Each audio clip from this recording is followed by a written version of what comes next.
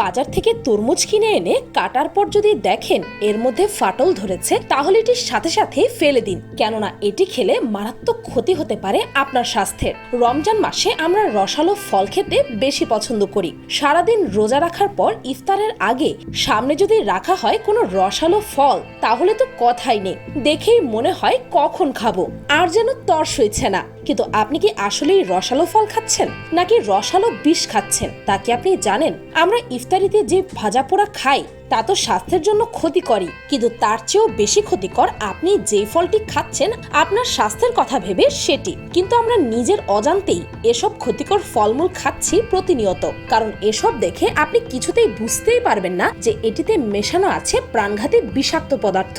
আপনি হয়তো এসব খাচ্ছেন আর ভাবছেন এগুলো খেয়ে স্বাস্থ্যের খুব উন্নতি হচ্ছে, কিন্তু এসব ফলমূল নীরব ঘাতক হয়ে আপনার শরীরে লিভার কিডনি ড্যামেজ করে দিচ্ছে, এমনকি বেড়ে যাচ্ছে ক্যান্সারের ঝুঁকিও।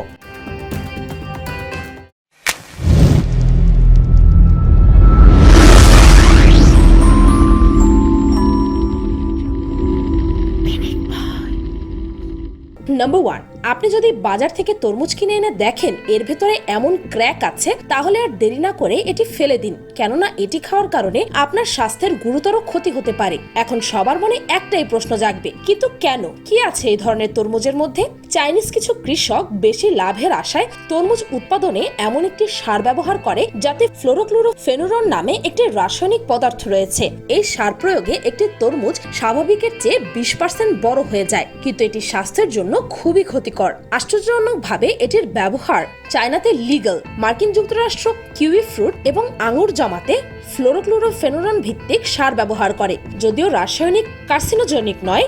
এপিএ বলে যে এটি কেবলমাত্র বৃদ্ধির প্রাথমিক পর্যায়ে গাছগুলিতে ব্যবহার করা হয়। এপিএ আরও জানায় যে ফ্লোরোক্লোরোফেনুরন প্রাণী ও পরিবেশের জন্য খুবই ক্ষতিকর। গবেষণায় দেখা যায় এটির জন্য প্রাণীদের চুল পড়ে যায়, জঞ্জালের আকার হ্রাস পায়, প্রাণীর ওজন হ্রাস এবং অল্পবয়স্ক প্রাণীদের মৃত্যুর সংখ্যাও বেড়ে যায়। এখন আপনি কিভাবে বুঝবেন যে কোন তরমুজ উৎপাদনে এই সার ব্যবহার করা হয়েছে? প্রথমত, ফলের কোনো স্বাদ আসবে না। বাইরের দিকে এটি পাকা এবং সুন্দর লাগতে পারে, কিন্তু আপনি যখন এটি কেটে খেতে যাবেন তখন আপনি পুরোপুরি হতাশ হবেন। ফ্লোরোক্লোরোফেনুরন ব্যবহারের জন্য তরমুজগুলো বড় হয়, কিন্তু এগুলোর স্বাদ নষ্ট হয়ে যায়। ফলগুলো পাকলে এদের স্বাদ পাওয়া যায়, কিন্তু এই সার তরমুজগুলোকে প্রাকৃতিকভাবে পাকতে দেয় না। যদি তরমুজের রং লাল না হতে ফ্যাকাশে রং, বিশেষ করে তরমুজের বীজ সাদা রঙের হয়, তবে এটি আপনার শরীরের জন্য খুবই ক্ষতিকর। আর সর্বশেষ, তরমুজের ভেতরে ফাটল থাকলে এটি খাওয়ার কথা চিন্তাও করবেন না।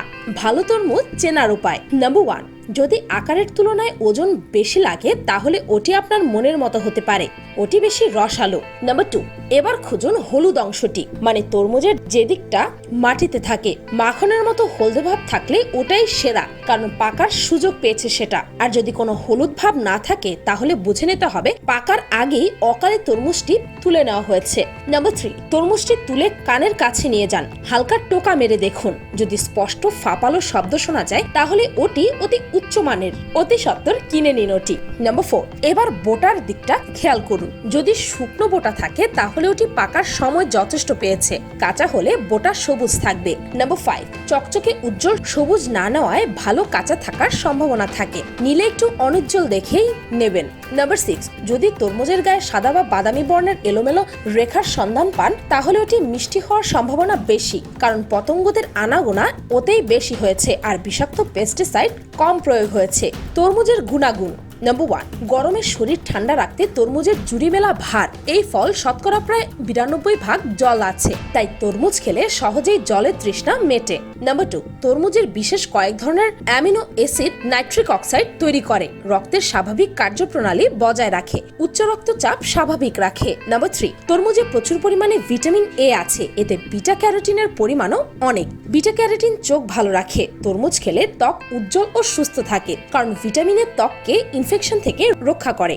নাম্বার 5, তরমুজের ভিটামিন B6, ভিটামিন B1 শরীরে এনার্জি তৈরিতে সাহায্য করে। নাম্বার 6, টাইফয়েড রোগীরা যদি আধা পাকা তরমুজের রস 2 চামচ প্রতিদিন খায় তাহলে উপকার পাবে। নাম্বার 7, কিডনিতে পাথর হওয়ার ঝুঁকিও কমায়। নাম্বার 8, অ্যান্টিঅক্সিডেন্ট সমৃদ্ধ তরমুজ শরীর সতেজ রাখে। নাম্বার 9, তরমুজ খেলে হার্ট অ্যাটাকের ঝুঁকি কমে যায়। নাম্বার 10, অ্যাজমা অ্যাজমা, ডায়াবেটিসের মতো রোগের ব্যথা উপশমে তরমুজ সাহায্য করে। নাম্বার 11, তরমুজের বীজ অন্ত্রের জন্য উপকারী। নাম্বার 12, তরমুজকে প্রাকৃতিক ভায়াগ্রা বলা হয়ে থাকে। 2008 সালে টেক্সাস A&M রিসার্চের এক গবেষণায় জানা গিয়েছে যে তরমুজে আছে লাইকোপেন, সাইট্রোলাইট ও বিটা ক্যারোটিন, যা শরীরের যৌন উত্তেজনা বাড়াতে সাহায্য করে। এছাড়াও আছে প্রচুর পরিমাণে ভিটামিন সি ও অ্যান্টিঅক্সিডেন্ট, যা স্পার্মের মান উন্নত করে। ইউনিভার্সিটি অফ টেক্সাসের মেডিকেল টিমের গবেষণা অনুযায়ী একজন পুরুষের প্রতিদিনের খাবার তালিকায় অন্তত 200 মিলিগ্রাম ভিটামিন সি থাকে, তার স্পার্মের কোয়ালিটি উন্নত হয়। সুতরাং অবশ্যই প্রতিদিন কিছু করে হলেও ফল খাওয়ার চেষ্টা করুন। নাম্বার 2, খেজুর। রোজাদারদের ইফতারের প্রধান অনুষঙ্গই হচ্ছে খেজুর, তাই রমজানে খেজুরের চাহিদা অনেক বেশি বেড়ে যায়। ক্রেতাদের এই চাহিদাকে মাথায় রেখে কিছু অসাধু ব্যবসায়ী বাজারে বিক্রি করে ভেজাল ও মেয়াদোত্তীর্ণ খেজুর। তবে ইফতারের খেজুর না খেলেই নয়, তাই বাজার থেকে খেজুর কেনার সময় অবশ্যই দেখে কিনতে হবে, কারণ পচা ও মেয়াদোত্তীর্ণ খেজুর খেলে পরিবারের সবাই অসুস্থ হয়ে পড়বে। বাজারে অনেক রকমের খেজুর আছে, নিয়মিত খেজুর না কেনায় আসল পণ্য চেনা যায় না, ফলে কিছুদিন দোকানি নিম্নমানের খেজুরকে ভালো মানের বলে বিক্রি করেন। তাহলে কিভাবে চিনবেন কোন খেজুর ভালো আর কোন খেজুর খারাপ? মেয়াদোত্তীর্ণ ও পচা খেজুর যেভাবে চিনবেন। বাজারে অনেক ধরনের খেজুর রয়েছে, ভালো খেজুর চেনার কিছু উপায় রয়েছে। প্যাক করা খেজুর কেনা সবচেয়ে ভালো। এই খেজুরগুলো প্যাকেটে সাধারণত মেয়াদ লেখা থাকে। এছাড়া খোলা খেজুর কিনতে হলে খেয়াল রাখতে হবে খেজুরের যেন পচা গন্ধ, পোকা ধরা, বেশি কালচে, বেশি শুকিয়ে যাওয়া না হয়, সেদিকে ভালোভাবে খেয়াল রাখতে হবে। খেজুর সাধারণত 1.5 বছর পর্যন্ত ভালো থাকে, তবে খেজুরগুলো ভালো রাখার সবচেয়ে সহজ উপায় হচ্ছে আমাদের ফ্রিজের নরমালে রাখা। ফ্রিজের নরমাল তাপমাত্রা খেজুর ভালো রাখে। খেজুরের পুষ্টিগুণ। ইফতারে যারা শরবত খান না তারা কয়েকটি খেজুর খেয়ে এর চেয়ে বেশি শক্তি গ্রহণ করতে পারেন। খেজুর হৃৎপিণ্ডের কর্মক্ষমতা বাড়ায়, রক্ত প্রবাহে গতি সঞ্চার করে। অল্প কয়েকটা খেজুর খেলে ক্ষুধার তীব্রতা কমে যায়। এই ফল পাকস্থলীকে কম খাবার গ্রহণে উদ্বুদ্ধ করে।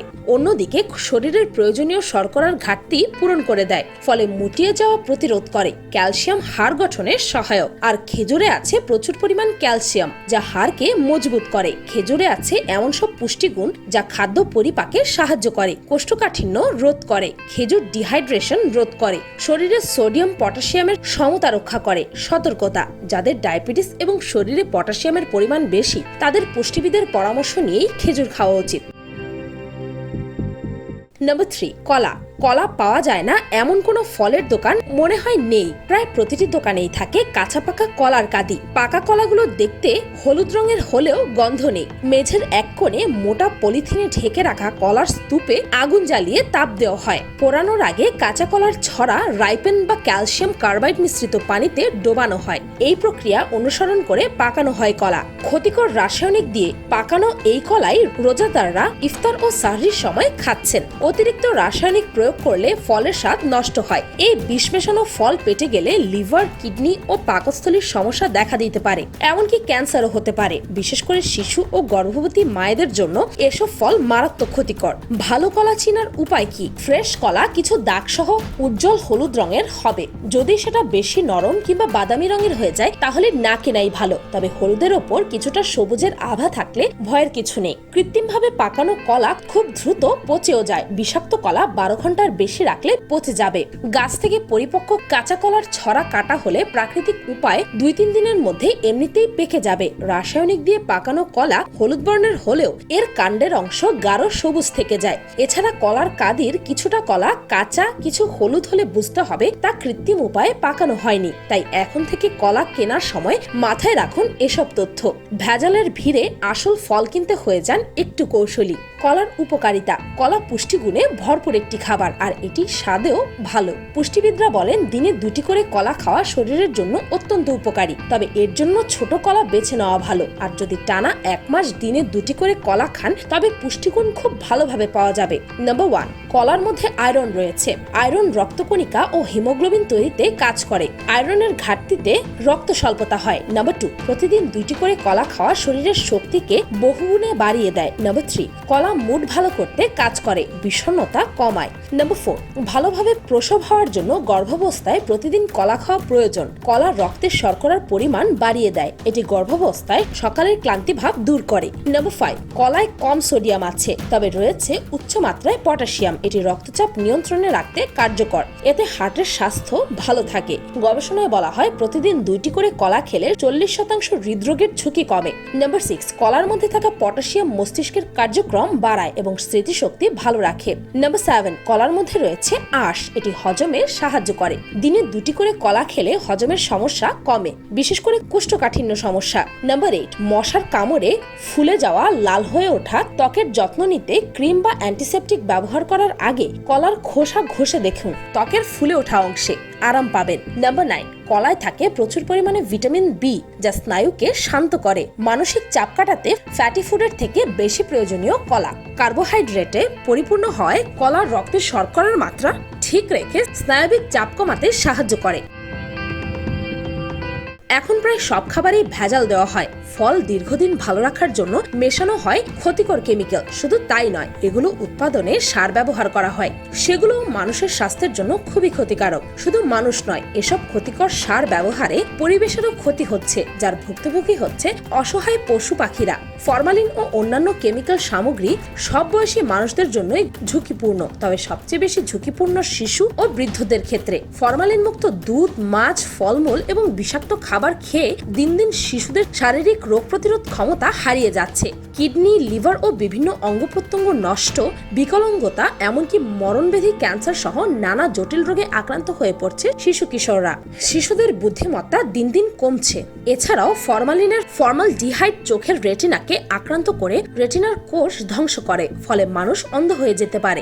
অস্থিমজ্জা আক্রান্ত হওয়ার ফলে রক্ত এই শূন্যতা সহ অন্যান্য রক্তের রোগ, এমনকি ব্লাড ক্যান্সারও হতে পারে। কিন্তু তারপরও খাবারে কমানো যাচ্ছে না ফরমালিন সহ সকল ক্ষতিকারক কেমিক্যালের ব্যবহার। ভবিষ্যতেও হয়তো এর ব্যবহার কমানো সম্ভব নয়, কারণ মানুষ দিন দিন বিজ্ঞান ও প্রযুক্তির জোরে এগিয়ে যাচ্ছে, আর এগুলোর সুব্যবহারের সাথে অনেক অপব্যবহারও করছে, যার মধ্যে একটি হলো বেশি লাভের আশায় খাবারে এসব বিষের ব্যবহার। তাই আমাদের নিজেদেরই সচেতন হতে হবে। ফলমূল কেনার আগে ভালোভাবে দেখে বুঝে কিনতে হবে। ভিডিওটি ভালো লাগলে এই রমজানে বেশি বেশি করে এই ভিডিওটিকে শেয়ার করুন, আর আপনার প্রিয়জনদেরকে বিষাক্ত ফল কেনা থেকে বিরত রাখুন। আর পিনিক পাই চ্যানেলটিকে সাবস্ক্রাইব করে বেল আইকনে অল নোটিফিকেশন অন করতে ভুলবেন না যেন। শুধুমাত্র এভাবেই পিনিক পাইয়ের প্রতিটি ভিডিওর নোটিফিকেশন আপনার কাছে পৌঁছে যাবে। আজকের মতো পর্যন্তই, দেখা হচ্ছে পরের ভিডিওতে।